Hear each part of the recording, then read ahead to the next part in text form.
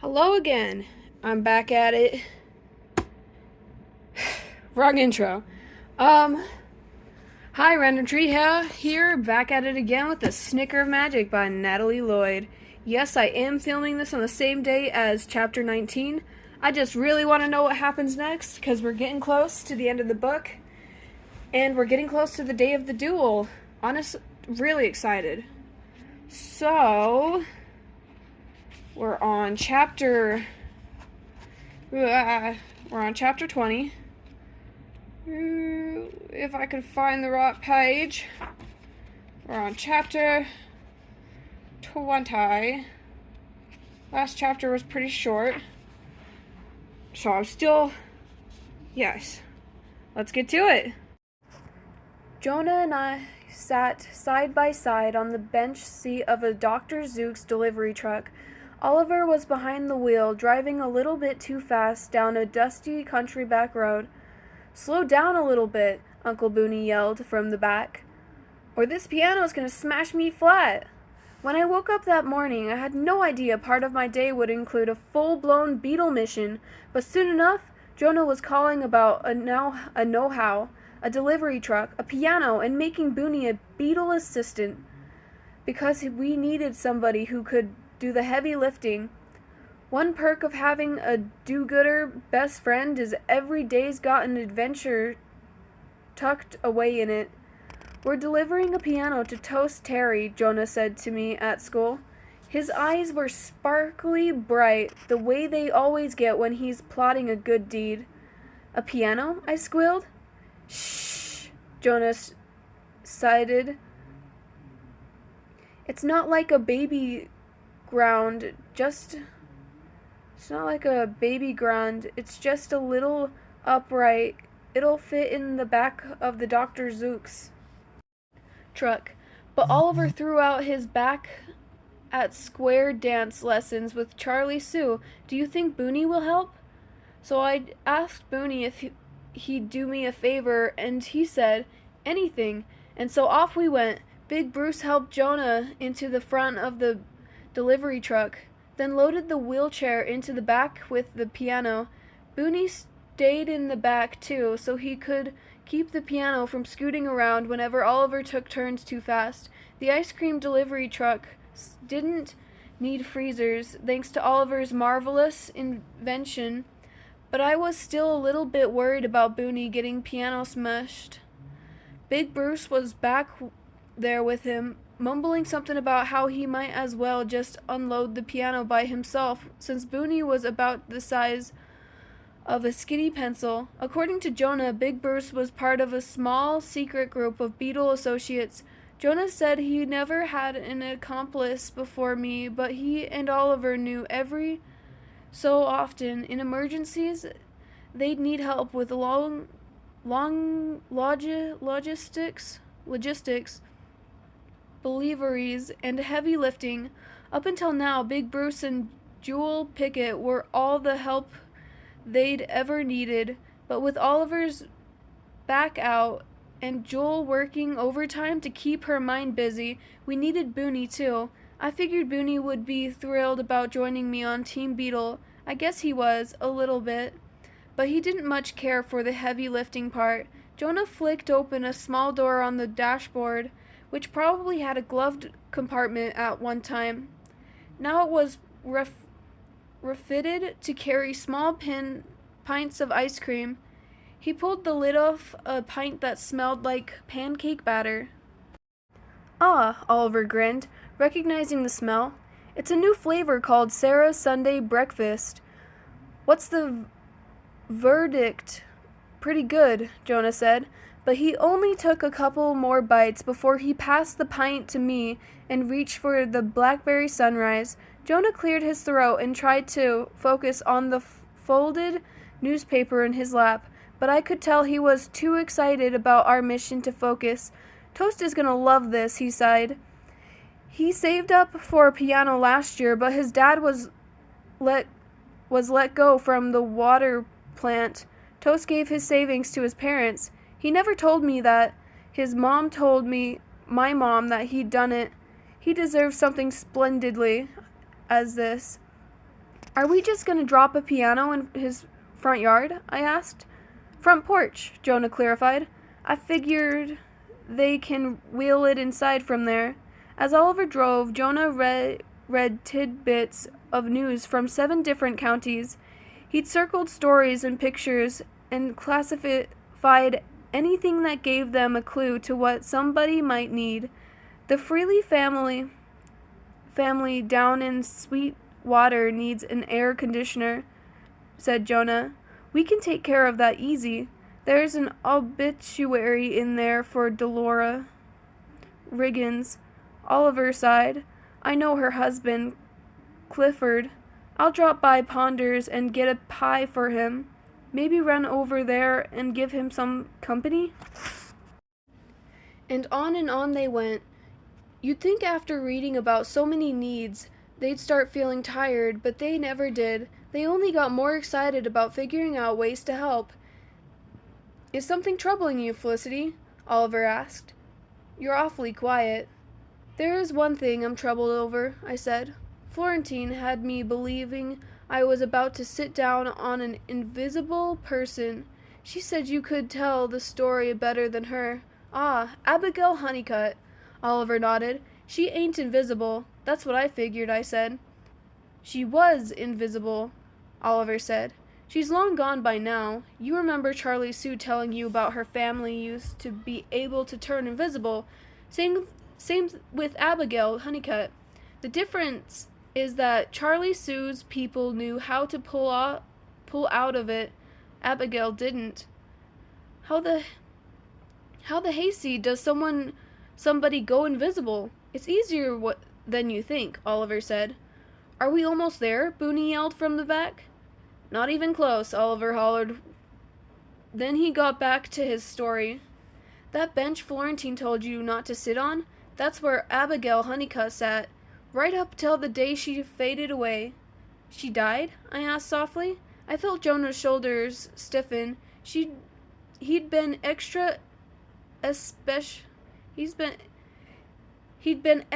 especially quiet during the past few days. He said it had to do with only having a few pieces of paper left in the jar, he said.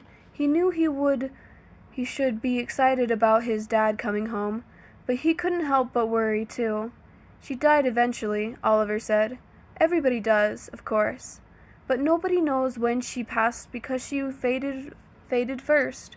I blew my 2 long bangs out of my eyes and said, You better start explaining, Oliver said. Abigail Honeycutt was married to the only man in town wealthier than the Weatherlys. His name was Lionel, and he was the kindest, most gentle soul you'd ever meet. Lionel and Abigail had a son, Burl, and shortly after Burl was born, they built Dr. Zook's famous ice cream factory. The name came from a bedtime story Abigail made up for Burl. Dr. Zook was a superhero in disguise, a frazzled chemist by day, a crime stopper by night, that sort of thing. The Honeycutts set up the ice cream factory, then put the parlor on Main Street. They brought thousands of jobs into Midnight Gulch. I saw an old newspaper clipping about it, and the reporter said that's the happiest people had been since the Threadbares were here. Oliver slammed on the brakes just in time for a fat white cow to meander across the road. He honked the horn, which made a sound like "wong." Boone screamed an unsavory word as he tried to brace the piano. Most of their success had to do with hard work, said Oliver, as he stomped back down on the gas. But folks know some of it had to do with Abigail's magic. She was kin to the Smiths, so she knew all sorts of wild recipes. Cookies that gave people laughing fits, and punch that turned shy people feisty. Her most famous recipe had to do with memory. She baked homemade biscuits with blackberries and sugar stirred into the dough. Her blackberry biscuit helped people remember things. Sometimes the memory was good and sometimes it was bad, but it needed to be remembered. Like the blackberry sunrise, I said, staring down at that infernal carton in Jonah's hands. The carton I refused to touch. Exactly, said Oliver. That's where the idea for the ice cream came from. Oliver continued. The Honeycutts were older than most folks are when they had their baby, so they doted extra special on little Burl. He was a real creative soul, helped them name all the ice cream flavors. Every year on Burl's birthday, his parents took him on a trail walk down by Snapdragon Pond. They'd sit on the banks beside the tall reeds and watch the sun creep higher and higher above these sleepy old mountains. One day the sun turned the sky lavender and gray and then silver metallic. The morning glories fanned open their petals. The wind blew ripples across the water, and Burl told his parents he'd never been happier. He said the wishes he wished every day could be a blackberry sunrise, and so as a gift, Abigail mixed that memory into the ice cream recipe every time Burl tasted it. He remembered that morning. Blackberry sunrise was his favorite flavor. Mine too, Jonah said, and he held the carton of ice cream up like he was about to make a toast. Then what happened? Just a sec, Oliver said as the delivery truck slowed to a creeping crawl. He drove along a tangle of old bare bed wire fence until he came across a gravel road that led to a sweet little house in the middle of a sunflower field. Jonah nodded. Charlie Sue was right. Nobody's home yet. Perfect, Oliver said, and he threw the truck into reverse and backed into the driveway. Y'all can leave it on the porch, Oliver hollered to Boone and Bruce. And don't forget to stick that red ribbon on it. I heard Boone huff and puff while he tried to get a good grip on the piano. Somehow they managed to haul it out of the truck. Boone huffed out his cheeks, and his face turned stop sign red as he helped Bruce carry it up on the porch. I'm gonna owe him big time, I sighed. Jonah elbowed Oliver's arm. What happened to Burl? Burl grew up, said Oliver. Burl's dad wanted him to take over the ice cream factory, but that's not what Burl wanted. Burl loved the stage. He wanted to go to New York City first. See if he could make it as an actor, but his father didn't even want him to try. They had horrible fights, the two of them. Oliver took off his glasses. Before he wiped the lenses clean, I saw a cluster of tiny words forming and fading against the glass. Hear and remember. Hear and hold close. So one day, Oliver continued, Burl climbed the bus, headed north, and he never came back. He didn't tell his parents where he was going, or how long he'd be gone.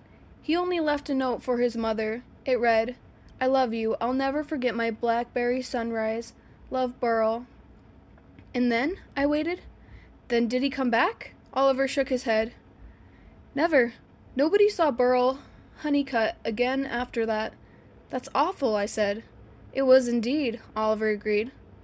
Abigail sat on that red bench every day at noon for 10 years. The bus stopped there by the bench, so Abigail would go and wait to see if her son got off the bus. When she finally realized he wouldn't be doing that, she took all of her memories, all the good ones and all the bad ones, and she steeped them in a teapot. Then she walked down to Snapdragon Pond and poured every last drop in the river. I heard the heavy thud of Boone's cowboy boots climbing up into the back of the delivery truck. Done, he hollered, raising his arm in victory. Big Bruce rolled his eyes. Jonah pointed the ice cream box Toss them some ice cream, Flea. I picked 2 pints, Rosy Strawberry Hubbub and Bridget's Hawaiian Pineapple, and tossed them into the back. Halwajah, Booney sighed. Uh-oh, Jonah pointed towards the far-off edge of the dirt road. Car's coming. Haul out, Oliver. Oliver stomped down so hard on the gas that my body slammed against the seat. I heard a loud thwump in the back of the truck, followed by another unsavory word, which no doubt came from Booney. He and Cleo are alike in lots of ways. You think they saw us? Jonah asked. Oliver smiled proudly and shook his head. We barely made it. Finish telling about Abigail, I said. Oliver nodded. As time dragged on, the strangest thing began happening to Abigail Honeycutt. First, her color started to pale a little. The bright orange dress she liked to wear faded to peach. Her black hair faded to brown. Her pale skin got even whiter. Then she started looking like she stepped out of a black and white photograph. And then she started to look transparent. Lionel gave her a red umbrella to carry so people could see her, so they wouldn't run through her. But soon she'd faded completely, and the red umbrella was all anyone could see. One day the wind came and lifted that umbrella and spun it up into the stars. She got rid of her memories because they hurt too much, I said. They sure do hurt, Oliver said. They hurt like the dickens. Oliver patted his shirt right over his heart. They'll help heal you, too, though, if you'll let them. Are you still trying to figure out Isabella's riddle? Jonah asked me. I stood on Oliver's porch, kicking my shoe back and forth. Definitely, I nodded. But even if I figure it out, I'll compete in the duel. I told Jonah what all Florentine said about my poems. He nodded along, but didn't have much to say. Big fat raindrops plunked down from the sky. I pulled my hood over my head and smiled. You're being awfully quiet. Jonah tugged on his hair, pulling his words together slowly. I'm trying to figure out how to tell you something. Raising my eyebrows. What? That doesn't sound good. Jonah laughed nervously. The thing is, I want to know you. He took a steady breath and looked up at me. Even if I didn't get a know-how over you, I still would have found an excuse to talk to you. When you stood up in front of Miss Lawson's class and said, "My name is Flea," I wanted to be your friend. I'll be your friend no matter what. I feel kinda guilty for pushing you so hard to do the duel, I mean. I've been trying to talk you into doing something you are morbidly afraid of. You know what I'm afraid of? Nothing. Wrong, Jonah sighed. I'm afraid of clowns, and if somebody tried to get me to shake a clown's hand, or wave to a clown, or even touch a clown with the tips of a vaulting pole, I wouldn't do it. I'd tell that do-gooder to buzz off. I don't want you to buzz off, I said. And clowns are severely creepy. They have painted smiles. I don't like painted smiles, Jonah said. Amen, I nodded. Halwajah, Jonah grinned. If I start pushing you too hard, just tell me to back off, okay? I'm plumb flattered you'd want to help me, I admitted.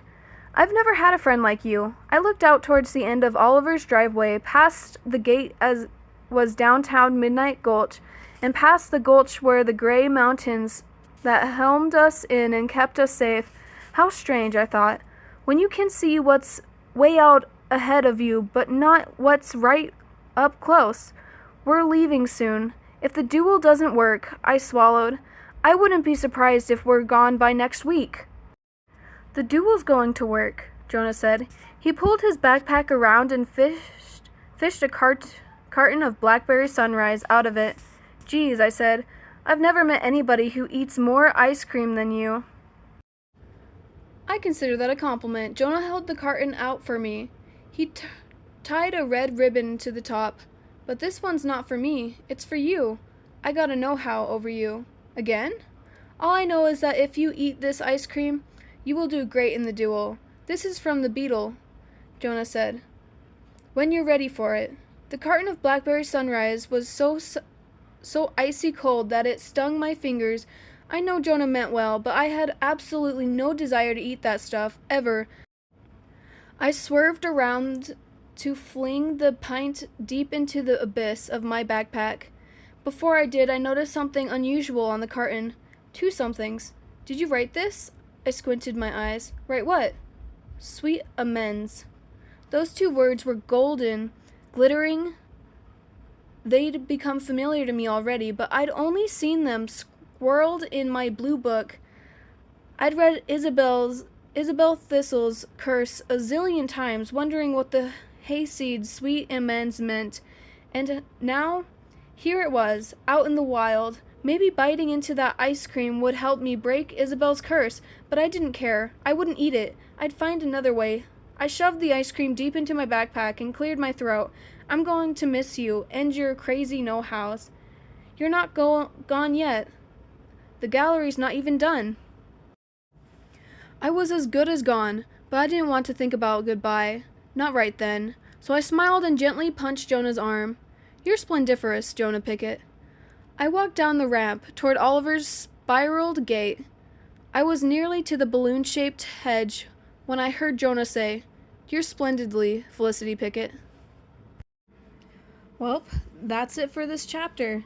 What a lovely place to stop for now. Hopefully I don't forget about this book again, and I get back to it pretty soon. Thanks for watching. Like, subscribe, do what you do, and have a lovely day. Bye-bye!